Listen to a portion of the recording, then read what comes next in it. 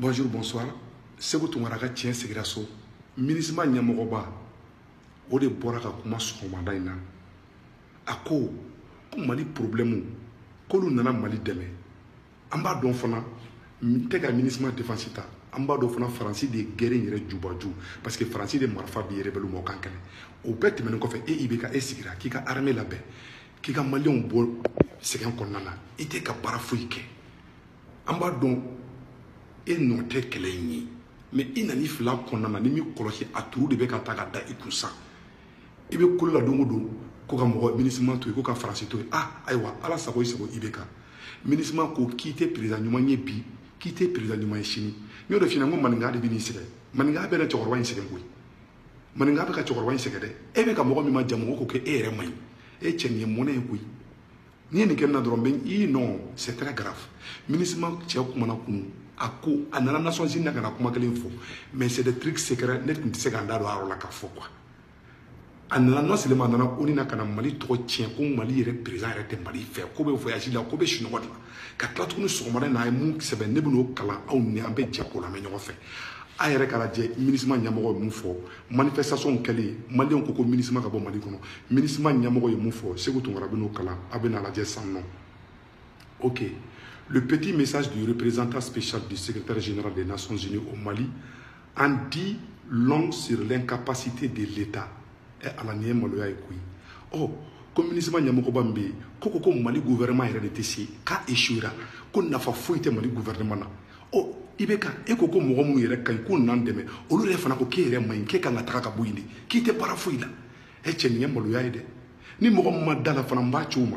Comment ibeka edebe ku ma jamu ibe ku ma jamu dongodo maninga ka jugungoy wallahi billahi ok o de ko so abe fo o nyina kaka to ka peuple ko fe to wu te mo je nyogonyi alaje to wu be ka munkila de halibi ma ima fin halibi le politologue Segu Tunkara depuis New York ni la di ni kuma fe fo bebe nga page ga an analyser legacy do tandi do ali kele maje ay kuma to la mais le Mali étant un pays souverain avec son armée qui monte en puissance, comme aime à le dire avec fierté, comme Ibeka aime à le dire avec fierté, ses partenaires ne peuvent pas prendre le devant dans la lutte contre l'insécurité. Ils doivent juste appuyer l'État malien dans son travail de sécurisation des personnes et de leurs biens. C'est en tout cas ce qu'expliquent les propos du premier responsable de l'aménagement qui a apprécié la prise de conscience de la gravité de la situation au niveau national. Comme ministre Nyamoroko, comme Malien on beka bolimi ke ko e tien di mɔgɔ minnu bɛ ka manifestation kɛ ministre yɛrɛ contre la ministre Nyamoroba de bɔra k'a fɔ bi ko u b'u jo de kan ko mais kuma se yɔrɔ na k'an ka tiɲɛ fɔ ɲɔgɔn na ko président yɛrɛ de ye problème ye e cɛ nin kɛra maloya ye koyi mɔgɔ wɛrɛ mun fɔ dɛ i bɛ ka e yɛrɛ bɛ ka mɔgɔ minnu ma jamu dɛ ko maliyɛnw ko n'olu tɔgɔ fɔ dɛ olu de ko maliyɛnw jo b'u ka manifestation na ko tiɲɛ ka fɔ k'a sera tiɲɛ fɔ yɔrɔ la ko i bɛ k'a yɛrɛ de dɛsɛra k'a fɛɛrɛ t'a kɔnɔ a tɛ ka armée labɛn wariw bɛ ka suɲɛ zon ka lisi b'a bolo a yɛrɛ ka kuma i bɛ k'a yɛrɛ ka kuma ko zon ka lisi bɛ ale bolo ko mɛ k'ale tɛ se k'o yira ko n'ale y'o yira ko dutigi caman bɛ malo ɔ komi e t'o n'o kɛ minisma awa i bɛ ka mɔgɔ minnu ɲuman jamu don u ko k'i man ɲi dɛ président voilà donc an bɛna fɛn tɔ kalan ok o tɛmɛnen kɔfɛ ka bɔ la tuguni minisma cɛ ye kuma fɔ a y'a namɛ dɛ. D'abord, nous constatons qu'il y a une prise de conscience globale au niveau du peuple malien, ce qui explique chose extrêmement importante. Dit pour lui, il faut l'engagement de tous les Maliens contre ce mal qui crée des veuves et des orphelins. Minisma Nyamoroko, ko vraiment, ko Maliens beka boli mi ke ka marchi mun ke, ko akain bi, ko akain chili. E tchen nye maloya e koui. Ko Maliens beka don sisan. Ko problème be ka aggraver ko malien ka droit de ko ka boko ka manifester o ibeka ko kanga na manifester ministre ko kanga manifester donc John de be Mali contrôle la sans fleur na ko bi e ibeka oh jeune munu fra ka boko ka ibeka deme wulu jeli be bujo sawo bela hala teme ala de te ka tinya bangi ok ayim ko to la mesam non ministre ma tche ko tuguni en tout cas les Nations Unies sont là vont accompagner les Maliens et ne peuvent pas tout faire à la place des Maliens. Mais ils sont là pour appuyer aussi bien sur le terrain que pour voir aérien notre assistance humanitaire a-t-il déclaré avant d'ajouter. Toutes les agences et les Nations Unies sont impliquées. La MINUSMA est impliquée. Le Conseil de sécurité nous a donné un message priorité au centre. Il faut tout faire pour que ces pays soient évités de toutes sortes de violences. Après cette déclaration, le peuple malien ne doit plus se tromper de combat. Aïwa, quand le MINUSMA, quand le Nodi, quand le Malien demain, Ambado Galondido, Ambado Fana MINUSMA ni Barkan de Bekani Moron appuyé en contrôle là. Mais Obeka Ibeka de la Djem Manengaï, pour ne pas dire beaucoup de choses. Ibeka ou de forêts Yanagoui. Ou qui main biki main chine, qui gagne à Takabouni. MINUSMA doit faut s'y ender. Ne m'en faut à Sevenebe, ni Moromi Madala Fanamba Chima et Bakala. J'ai cet article là avec moi. Ante Kumani prévouté. N'a fera ko Ibeka Katanga Boya, Kanataka Boyidi. Donc, Ani musalaha ki musalaha ikomi te ka armée la be ibeka mo munu majamu olu yere ko ki main ko ibeka. OK. Donc maintenant ça non. Après cette déclaration, OK. Voilà. C'est bien au niveau des autorités maliennes qui doivent s'assumer pour sécuriser les personnes et leurs biens. Konia e ko mo fara fa bebe ka ke ko état de bané me ko ka recrutement ke ko Mali président bané be ko ka mo ta ko ka surasu chaya kaka voyage ou kacha. OK. On a passé trop de temps avec la condensation des discours. L'heure est venue pour le concret. OK. Le peuple malien saura si les forces étrangères sont là et la MINUSMA sont sincères, pas de problème. OK. S'il y a une responsabilité, c'est bien. S'il y a... OK, attends une seconde là. Okay. Le peuple malien saura s'il y a l'irresponsabilité. Après cette déclaration, le peuple malien ne doit plus se tromper d'ennemi. S'il y a l'irresponsabilité et le multitude, c'est bien au niveau des autorités maliennes qui doivent s'assumer pour sécuriser les personnes et leurs biens. Quand il y a Mali présent, Mali autorité ou dit, Amalien ala sago aw sago i comme ibeka teka wuli ateka wuli ka bo shinola anga mogo fagara domina o duguje ibeka avion takata buguni o duguje be duguje fla kata buguni ko fin do paysan jelu bola ensemble instrumental bola ibeka façade ka da dunu be ka fo balaw be ka da jelu be ka kuli anga mogo e génocide kera dugumina président era be ka déplacer ola djembe nyabala am molula an ta chena djembe be ka daji tu an ku chamachala ko wulu farba ni ka wulu faran fa dobi taki mo ni fi ni yer la bla mo bi la gushi mo ni fi ka bunya abe bo ike wali la mo ni fi mo ga dayla be bo ike wala ate bo iyena ki chekan ube ni mo kele uba ni bo sokle ngono jamana kote mo ko yo nyore fo bela delengena ni mu mu ga domina no kan ube fo awa ala sago aw sago ministre ko ibe ka desara.